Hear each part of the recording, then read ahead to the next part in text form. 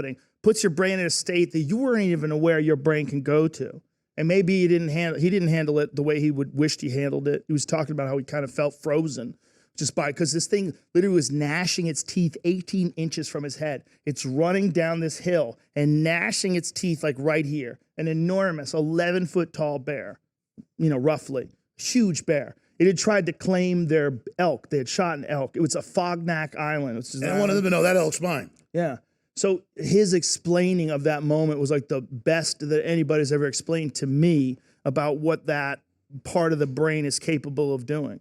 That it goes to some weird place. Absolutely. Joe Rogan is here with us in studio in Austin, Texas. You're watching on the internet at band.video and InfoWars.com because YouTube has said I can do interviews on other shows, but I am not allowed to be on YouTube, Twitter, Facebook, and anywhere else. But we are here at band.video and InfoWars.com, still fighting and getting the word out. Joe Rogan's here with us. Now, let me do this. Let me do this because you've given me a lot of great UFC tickets, been really nice to me for 20 plus years, and I've never really gotten you anything. And I've seen people give you gifts on the show. It's usually some PR thing that they're selling. I don't own any stock in this. It's a great rifle. I really enjoy it. And so this is something where you can go get 4 or 5 grizzly bears. That's so Texas. Grizzly bears at the same time. What are these rounds? Guys, bring the rifle in here. So this is your gift, along with that box of cigars. Thank you very much. Now, this is my rifle, and it became my favorite gun the last year. Oh, no. Now you shoot bullseye at 400 yards all day long. Is this a setup? Are you trying to give me a rifle you whack somebody with? No. I'm going to find it in my garage. We do have garage. a form later just to sign over that it's yours. Bring it in here. So, and let's bring some of the magazines. Thank you, Tim. There you go. It's all yours, Joe. That looks like a real problem to have. This is the Petra 300 Win Mag. Best materials made in Montana, 0 compromises.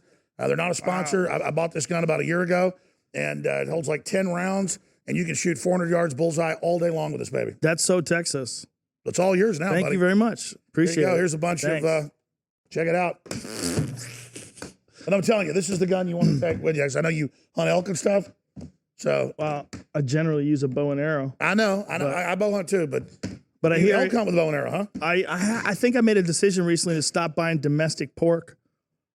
There's so much very rarely, especially here. I'm like, while I'm here, like they want you to kill the pigs. I've got a little farm just outside Austin that has over 50 pigs every night on the deer feeder. So if you get any of them you want, you can have. It's a crazy place, like Texas, in regards to wild feral hogs. It's really wild. When you Joe, pick up the rifle and try it out a little bit. I mean, don't shoot it. Try it out. You know what I mean? Just check it out. Let's just put it away. I know what a rifle is. I got a bunch of them. All right. How Texas is this?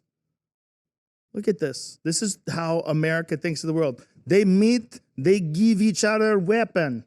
That's right. You get the weapon. Is that I brought racist? This to you, though. Sorry. No, for your defense of the First Amendment. I loved it when you had the Twitter CEO on. Well, the First Amendment is very important, as is the Second Amendment. It's amazing how those dudes who started this country hundreds of years ago, they figured out some just key patterns of behavior that human beings follow into, and they decided to try to protect them from those. They understood that there's going to be people that want you disarmed. It changes who you are.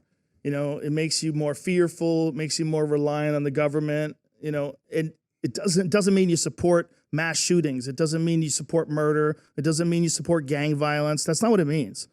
And they conflate those things together as if there could be no good in owning a firearm. There's a lot of people out there who are alive right now because they owned a firearm and they protected their loved ones. Even if people have done terrible things, and I agree they have, it doesn't discount the fact that people should be able to protect themselves and have protected themselves from somebody's bad behavior right doesn't take away your rights. Just somebody else runs over somebody with a car. It is a problem. It is a problem, but the solution is not a fucking giant eraser that gets rid of an amendment. That's not what it should be. The solution is figuring out how to stop people from ever getting to the position where they would want to kill people.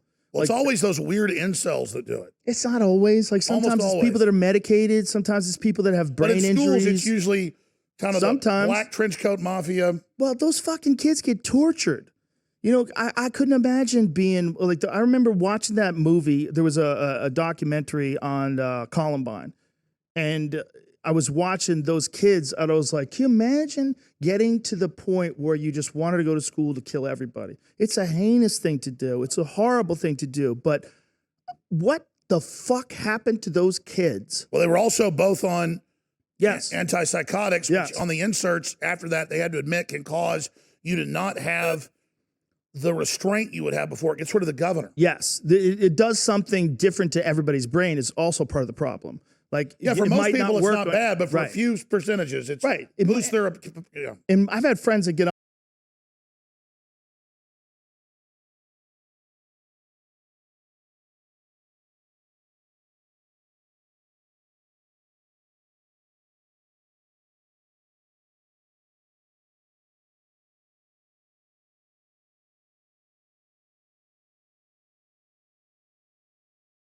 your DNA, we sequenced it. Now we know that you will interface absolutely 100% with this particular medication. But then they go to, but you, Joe Rogan, you have different DNA. We're going to need this one. They don't have it that dialed in yet, but they have it dialed in to a point where with some people, two of my very good friends changed their life and saved. Sure. It's just that in a lot of cases, they play down the side effects. But some side effects, there's different people with different side effects, you know, and some people and are mixing capable, it with things. and cocaine.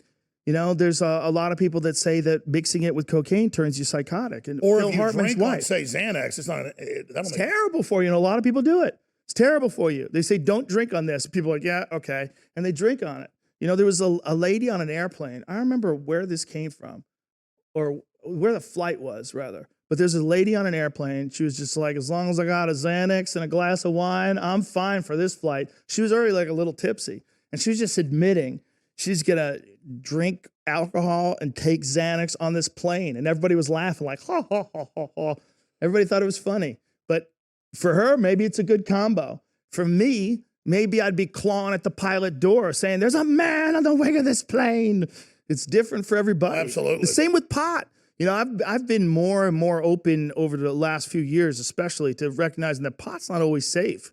And I don't think it's a good idea to tell everybody it's always safe. Well, they made it so strong that it's definitely been connected to increases in schizophrenia. I have known But people. I don't know if it's from the a potency perspective. I think maybe it's always happened, and we just didn't recognize All I it know because is it wasn't I know legal. 2 people personally who were normal and started smoking a lot of pot and went crazy. I do as well, including edibles. I know people that 2 of them worked here. One of them started thinking that everyone was reptiles. That's David Icke's thing. We weren't saying that. Okay? That's And David then- Icke's thing. And then another guy thought I killed his dad, who we've never met, that had like a heart attack in another state. And I mean, and that was all the marijuana. And then I learned later that they're off just completely nuts. Yeah, Like just schizophrenia is bonker real, town, man. Schizophrenia is real, and marijuana-induced schizophrenia seems to be something that happens in a certain percentage of the But people. it's treating Alex people the best. Berenson, former I writer of the New appreciate York that more than Times, who was on anything. my I like to be podcast, nice. I had a think debate you have about an this with a opportunity, doctor, like if you're giving Dr. someone Mike a Hart tip, you got an from opportunity Canada, to make who's them a feel cannabis great. doctor, And it prescribes doesn't make you cannabis feel to a lot of bad patients. at all. It doesn't like And if I give someone I a was, $500 tip, I was in doesn't make me feel agreement with bad, him. but it I was makes like, them he's feel not saying that pot is bad, but we can't just like be totally biased for It's pot. nature. It's perfect. You can't do it that way Well, because so's heroin. Heroin's from nature. so strychnine, right? So's a lot of the toxic. So let me ask you this. Tell me about substances. your friends without saying names. What happened to them? They went crazy. They thought that everybody's out to get them. They thought that the government's watching them. They thought like it's been more than 2. It's been one that came back, one that got really wacky, and then he came back and he just stopped smoking pot. He You know, marijuana's in the hallucinogen class. Sorry. well, the thing is, at the right dosages, under the right conditions, it's a hallucinogen. And anybody who doesn't think that it is needs to take an edible and get in an isolation tank. It becomes a very, very, very potent hallucinogen that's like akin to, at large doses specifically of like edibles, it's like a lot of like hardcore psychedelics. And by the way, you're taking us there. We're not on a schedule. It's my next thing. But you're saying it like you're psychic here. You've got a fucking deprivation schedule, Alex. Why are you lying to me? You've got a deprivation tank. What has been your experience? Because I mean, before you introduced Eddie Bravo, you didn't even smoke pot. You've never been a big drug guy. You're a fitness guy. What has been your experience with psychedelics, with DMT? There's a whole movement to legalize them. They're finding in studies with the mushrooms really good for PTSD. What's your view on those statements? Yeah, I didn't smoke pot until I met Eddie, and I was 30 years old when I really started smoking pot. I'd maybe smoked a handful of times my whole life before that, but I think that they are like the same way we were talking about how antidepressants can really help some people. I think marijuana can really help some people. I think mushrooms can really help some people. I think a lot of these psychedelic compounds can really help some people. But I also think we have to be honest about the risks that people take when they dive into this pool. Because I think there's a natural tendency from someone who's had good experiences like me. I've had all of my psychedelic experiences have been very positive. I haven't lost my mind. It's just made me nicer. That's the best way to describe what psychedelics have done for me. It's made me nicer and more understanding and more relaxed and more aware of my own stupidity and my own bullshit. And by the way, you were always a nice guy, but you used to have a really bigger temper than mine, which is pretty big, and you used to be somewhat irritable. I've noticed over the years, is that age, or you've said it's the psychedelics? Just being smarter. It's also like life, like experience, like realizing what makes you feel bad and like what happened, how did I lose my temper, why did I lose control, what can I do to stop that from ever happening again? Like it's just like recognizing patterns, recognizing what you're doing wrong, and being honest with yourself. But the psychedelic experiences are not the same for every person, and some people have a really hard time with regular reality, which is regular sober reality. It's challenging. So it opens a gate to hell for them. Yes, that's a good way to put it. I think that really is what happens. For those people, there's a lot of people that they're already challenged. And we have to look at it the same way we look at liver cancer or, someone who's born with a bone disorder. Like, it's not that person's fault that they have a brain that's susceptible to these distorted perceptions of reality. And there's some people that just have that. And I think for those people that are kind of struggling already, a big dose of a lot of different shit, whether it's THC or psilocybin or LSD. There's a lot of It stories. magnifies the problems they've already got. Exactly. So it's kind of like whatever you bring to the table is what you get. But ultimately, I think the real problem is there's not enough studies, and that we need more studies and more funding. Exactly, because it's been kept illegal. There's no study. Yes. Well, it's been on Schedule 1 since 1970. The sweeping Schedule 1 Psychedelic Act of 1970. It made DMT, THC was long ago. That was an early one, but it was psilocybin. There was so many different compounds. They missed a few though. What was your favorite DMT trip? And I talk about interdimensional things. That's what the globalists believe in. Have you ever had an interdimensional experience? Well, I'm interviewing Joe Rogan today. Have you? Why are we interviewing each other, man? No, we're not. I just want to get all the cool stuff out. Let's just talk. Okay, I'll tell you. When you see stuff, it's like, oh, Joe Rogan saw the floating Buddha, or the Ganesh, and you're taking DMT. But then there's people that don't need to take it to see it. Well, you can get it. Like your brain makes it. Low oxygen. Not just that. There's like Kundalini yoga. There's some weird practices that they think have specifically been designed. I should say some people think. There's a lot of Kundalini people that fight against this, but some people think they've been specifically designed to achieve altered states of consciousness because there's certain patterns that they follow. Exactly. I don't want to make this about me, but I can actually shift into a psychic awareness. A psychic awareness? With a higher level. How well do you think you'd do at rock, paper, scissors? We can joke about that. Probably pretty good. But the point is that, no, but I know how to, let's just say, I wouldn't call it the exaggeration, accelerated to the next power, where they claim it's like astral projection or remote viewing. Right. But I can't control it. I've had a lot of dreams that come exactly true later. And I've called a lot of things. Like 2 months before 9/11, I said they're going to blow up the World Trade Center and blame it on bin Laden. What? People said, I had a dream about it. Kept having a recurring dream. What? Yeah. Did you talk about this? On air, yeah. There's videos of it, No. Yeah. So I can't really control it. Holy shit. Like I kept having this recurring dream of a guy in a pink and green striped sweater when I walk around the side of a building attacking me with like a club. It's Bill Gates.